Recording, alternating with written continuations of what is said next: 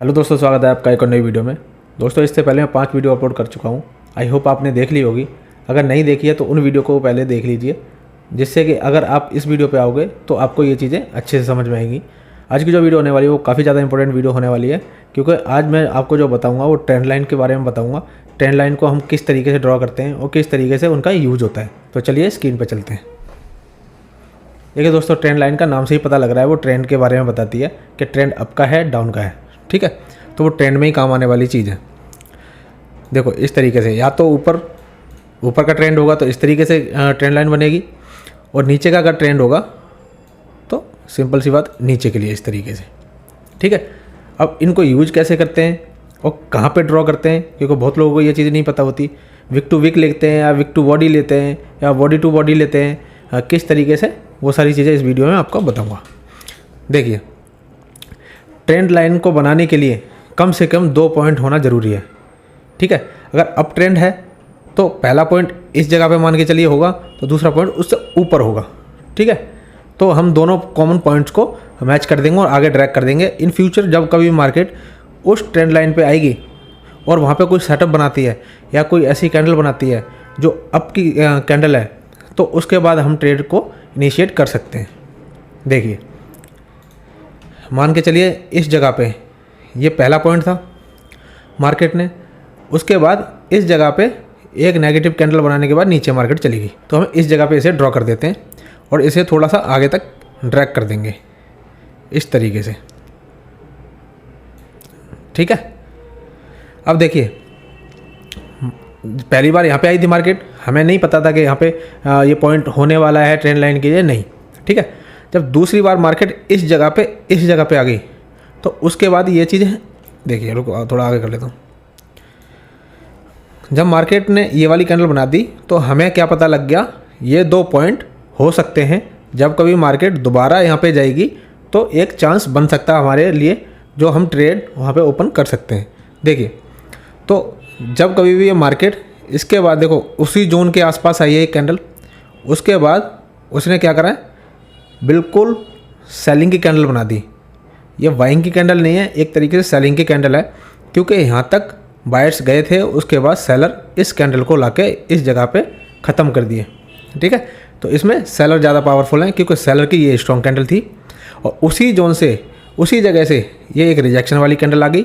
ऊपर trend line का resistance था, उसके बाद ये कैंडल आने के बाद ये वाली स्ट्रॉन्ग कैंडल आई, उसके बाद हमारी ट्रेंड ये यहाँ पे इनिशिएट हो जानी चाहिए थी डाउन के लिए। तो हमें इस जगह पे काफ़ी अच्छी एक्यूरेसी इसकी देखने को मिल जाती। आप चाहते तो इस कैंडल के बाद भी जा सकते थे, बट थोड़ा रिस्की हो सकता था कि अभी उसने उस चीज़ को टच नहीं किया था और अभी इसके बीच में गैप था, तो एक कैंडल आ सकती थी यहाँ पे ऊपर के लिए, तो शायद आपका स्टॉप लॉस हिट हो जाता।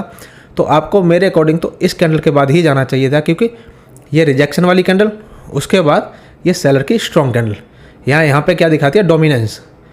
यहाँ पे स्ट्रॉन्ग कैंडल आई थी, उसके बाद ये छोटी मोटी कैंडल्स आई हैं, यानी कि यहाँ पे थोड़ी बहुत साइडवेज मार्केट हुई है, उसके बाद ये स्ट्रॉन्ग कैंडल, रिजेक्शन के बाद स्ट्रॉन्ग कैंडल, तो यहाँ पे हमें ये ट्रेंड मिल जाता। अब देखिए ट्रेंड लाइन की खासियत, मार्केट उसके बाद ये ट्रेंड लाइन हमने आगे तक ड्रैग कर दी थी, उसके बाद मार्केट घूम के गई है और ये कैंडल ने ब्रेकआउट कर दिया, यानी कि ब्रेकआउट स्ट्रॉन्ग कैंडल के द्वारा हुआ है, तो ये ब्रेकआउट सही ब्रेकआउट है, यानी कि ये फेक ब्रेकआउट नहीं है। इसके फेक ब्रेकआउट होने के कम चांसेस होते हैं जब कभी भी स्ट्रॉन्ग कैंडल उसका ब्रेकआउट करती है तो। ठीक है, तो अब यहाँ पे क्या हुआ, यहाँ से इसका ब्रेकआउट करके अगली कैंडल रिट्रेसमेंट करने आई है और उसी लेवल पे, उसी ट्रेंड लाइन पे रुकी हुई है और उसके बाद ऊपर चली गई है मार्केट। ठीक है, तो इसका मतलब क्या हुआ, ये पहले तो इस जगह के लिए रेजिस्टेंस था, यहाँ पे भी रेजिस्टेंस था, उसके बाद इसने ब्रेकआउट कर दिया और यहाँ पे सपोर्ट ले लिया, तो ये रेजिस्टेंस बिकम सपोर्ट हो गया, यानी कि रेजिस्टेंस अब सपोर्ट बन गया, क्योंकि मार्केट इसे तोड़ के ऊपर चली गई है। जैसे कि मैंने आपको सपोर्ट एंड रेजिस्टेंस वाली वीडियो में बताया था, जब मार्केट किसी भी सपोर्ट एंड रेजिस्टेंस को ब्रेक करके ऊपर या नीचे की साइड में चली जाती है और उससे पहले अगर उसने उस लेवल को सपोर्ट किया होता है, मार्केट ने उस लेवल को रिस्पेक्ट किया होता है उस मार्केट ने, तो वो वाला लेवल स्ट्रॉन्ग लेवल होता है। तो इसी तरीके से इसने ब्रेकआउट किया। इससे पहले तो ये 2 बार रिजेक्शन, तीसरी बार रिजेक्शन और उसके बाद ये ब्रेकआउट और यहाँ पे रिट्रेसमेंट, उसके बाद ऊपर के लिए मार्केट। अब एक बार ऊपर जाने के बाद फिर दोबारा से कैंडल इस जगह पे आई थी और देखो ये कितनी प्यारी कैंडल बनाई है हैमर, इतनी बड़ी रिजेक्शन होने के बाद। और उसके बाद देखिए ये आपकी एक स्कैल्पिंग इस जगह पे बन जाती, ठीक है, और मार्केट उसके बाद ऊपर ही है। तो इस तरीके से हमें ड्रॉ करनी होती है ट्रेंड लाइन, ठीक है। अब देखो इसे मैं हटाता हूँ, मैं आपको नीचे से दिखाता हूँ। ये देखो अभी ये पॉइंट एक गया था इसके ऊपर, ये वाला पॉइंट है, यहाँ से मार्केट ऊपर गई हुई है। अब इसे हम आगे एक्सटेंड कर देते हैं, जिससे कि जब कभी भी मार्केट दोबारा से इस जगह पे आएगी तो हमें क्या करेगी, एक ट्रेड देने का, तो एक ट्रेड हमें यहाँ पे बन सकती है। जब कभी मार्केट यहाँ पे दोबारा से आएगी तो हमारे लिए एक ट्रेड बन सकती है। अब देखिए, ये देखिए,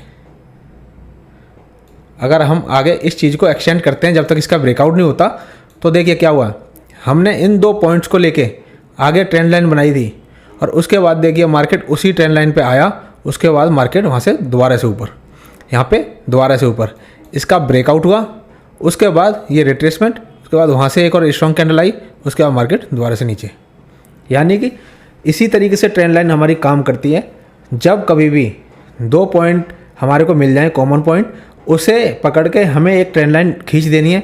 चाहे हमें नीचे के लिए मिल रहे हो तो नीचे के लिए, ऊपर के लिए मिल रहे हो तो ऊपर के लिए, तो हमारी ट्रेंड लाइन वो तैयार होगी। जब कभी भी तीसरी बार मार्केट वहाँ पे आती है, कोई अगर सेटअप बनाती है डाउन का, अगर डाउन का ट्रेंड लाइन है, डाउन का सेटअप बनाती है, तो आप डाउन की साइड में जा सकते हो। अगर अप का सेटअप बना हुआ है और अप की ट्रेंड लाइन है तो आप अप के साइड जा सकते हो, ठीक है। यहाँ पे सेटअप बनना ज़रूरी है। कहीं पे भी कोई भी मैं स्ट्रैटेजी बताऊंगा, कोई भी तरीका बताऊंगा, तो वहाँ पे अपना सेटअप बनना ज़रूरी है। इसलिए कैंडलस्टिक बहुत ज़्यादा ज़रूरी होती है, ठीक है। तो अभी क्या मार्केट इस तरीके से ऊपर चली गई। अब देखिए पीछे और ढूंढते हैं हम कहीं भी, उससे आपको आइडिया लग जाएगा। आपको बनाना सीखना है, दो पॉइंट लेने हैं। अगर ऊपर के लिए मार्केट जा रही है तो पहला पॉइंट इस जगह पे है, तो दूसरा पॉइंट उससे ऊपर होना चाहिए कहीं भी हो, ठीक है। और अगर नीचे के लिए अगर कोई ट्रेंड लाइन जा रही है तो पहला पॉइंट ये ऊपर होना चाहिए, दूसरा उससे नीचे होना चाहिए, ठीक है। तभी हमारी ट्रेंड लाइन सही बनेगी। ये डाउन की ट्रेंड लाइन होगी, वो अप की ट्रेंड लाइन होगी, ठीक है। अब देखिए एटलीस्ट दो पॉइंटों को हमें लेना है, उससे कम नहीं चलेंगे। देखिए मैं इन दो पॉइंटों को ही ले लेता हूँ। जैसे कि ये गई, ये देख लीजिए,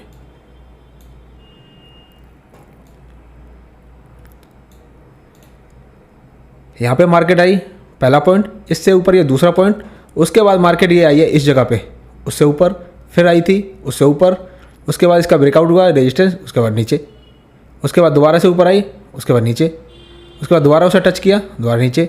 यानी कि इस तरीके से सपोर्ट कर रही है। तो काफ़ी स्ट्रॉन्ग ये ट्रेंड लाइन है। जब कभी भी आपको ऐसा कोई सेटअप मिलता है इस जगह पे, तो आप ट्रेड इनिशिएट कर सकते हो इस जगह पे, ठीक है। तो आई होप इस छोटी सी वीडियो में ये ट्रेंड लाइन का कॉन्सेप्ट आपका क्लियर हो गया होगा और आपको चीज़ें समझ में आ गई होगी।